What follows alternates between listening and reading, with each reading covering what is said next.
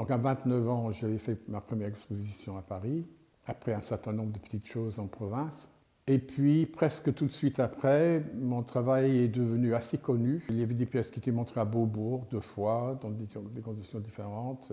Je suis tombé juste dans cette période, ce qu'on appelait le début du postmoderne, et je me suis trouvé dans des expositions qui regroupaient sur le plan international des néo-expressionnistes allemands, différents Italiens de l'Arte Povera, enfin tous ces gens qui étaient regroupés d'une manière un peu artificielle autour de cet énoncé, qui a vraiment porté mon travail pendant un certain nombre d'années où j'ai fabriqué toute une série de grandes pièces où j'ai coupé des grands blocs de marbre avec un système en dressant les blocs avec une scie qui venait verticalement, qui était comme un fil à beurre, en tournant le bloc de pierre, tout ça à une dimension assez importante, ce qui faisait que j'avais 2 morceaux de pierre imbriqués en forme hélicoïdale, mais la découpe n'était pas régulière, donc je ne pouvais pas les dévisser en quelque sorte. Je ne voyais pas les surfaces non plus, parce qu'il y avait juste le fil qui rentrait et qui sortait. Donc j'étais obligé de casser une moitié pour extraire l'autre moitié.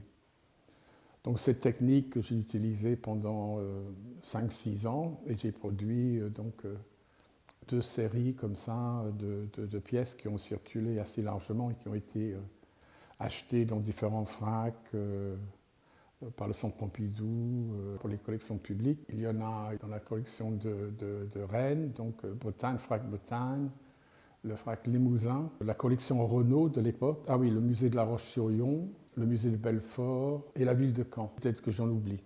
Enfin, mon travail a assez bien circulé. Est venu le moment où j'étais naturalisé. Donc en 81, avant 81, c'était très compliqué d'être naturalisé en tant qu'artiste.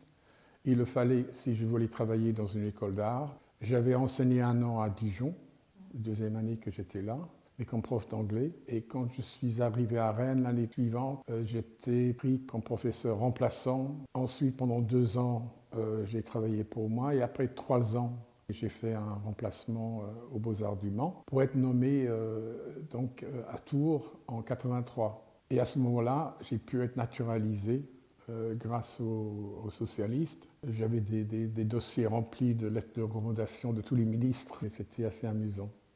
Il a fallu 11 ans tout, je crois, pour que je devienne officiellement français.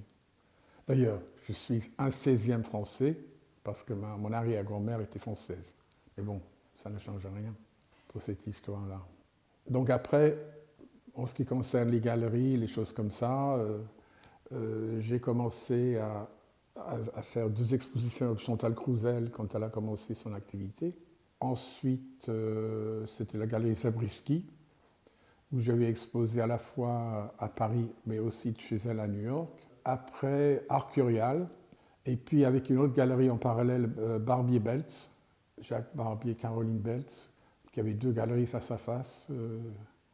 Et puis tout ça s'est arrêté avec la guerre du Golfe.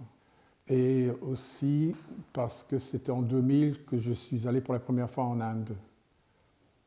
Pendant 15-16 ans, j'allais chaque hiver avec des étudiants stagiaires à Delhi. J'avais loué une petite maison pour les insérer, disons, dans le monde à la fois de l'art à travers des fabrications très spécifiques qu'on trouvait là-bas. Au bout de 3 mois, ils faisaient une exposition que j'organisais.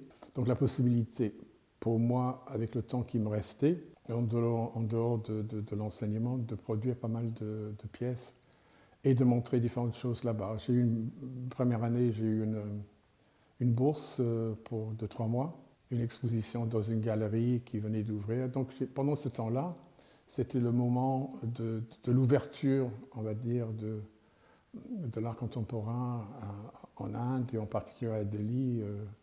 Et je l'ai fréquenté tout ce monde qui était la 2e et 3e génération post-indépendance, avec des artistes qui étaient influencés par Boltanski, par exemple, par différentes rencontres, souvent grâce à la France, à cette époque-là, dans les biennales, dans des choses comme ça.